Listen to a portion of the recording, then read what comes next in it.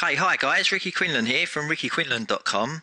So what I want to show you quickly to go with the ebook, The List Builder's Lost Blueprint, is an awesome trick I picked up in a WSO, a Warrior Special Offer, that's basically going to reduce your unsubscribe rate phenomenally. Now I've actually tracked this and recorded of 50% of people who want to leave one list are actually coming into my opt-out list, I call it.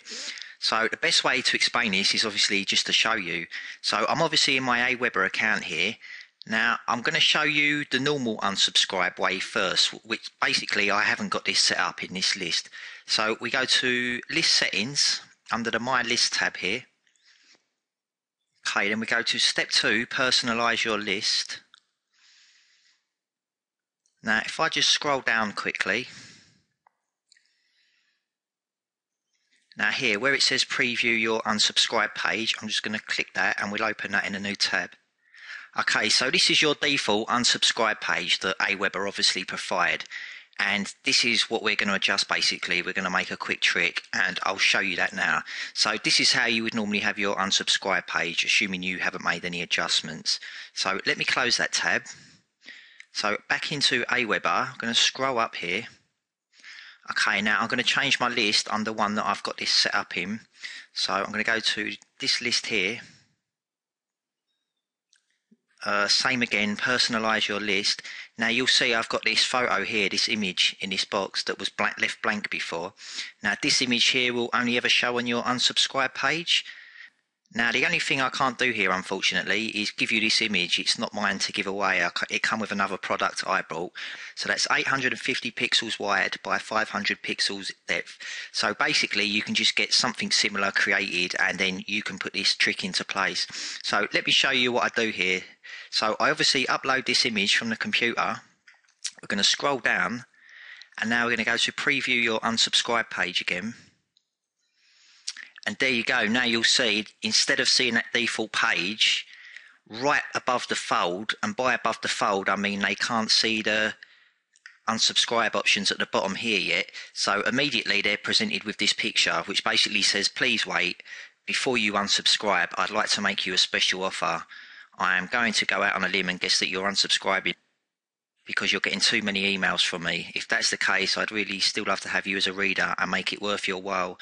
I'd like to offer you free access to my private members newsletter. Okay, so blah de blah de blah. Now what happens here, I've set up another web page. If they click on this image, they think this looks interesting, so they click this image. Here I've set up another page where obviously I'm saying I have a VIP promotion for you. Giving some ebooks away, basically a little bit of text saying why they should stay on, and then they can opt in again. So yeah, it sounds kind of crazy, but they'll be taken off the old list and then they'll obviously opt into this new list. Now there's one other adjustment we need to make here as well. So what we do here, let's scroll up again. Actually, let's just go back to the aweber.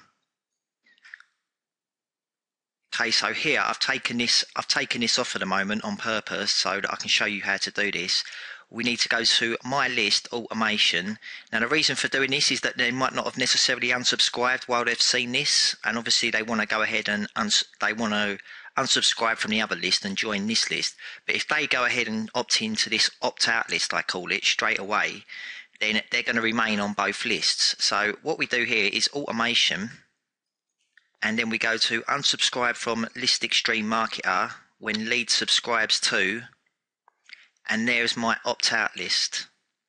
So basically what this does within aweber anyway, as soon as someone opts into my opt-out list here, so as soon as they put their name and email address down here, assuming that they use the same email address, then they'll automatically be removed from the list that they were on before that they wanted to unsubscribe from anyway.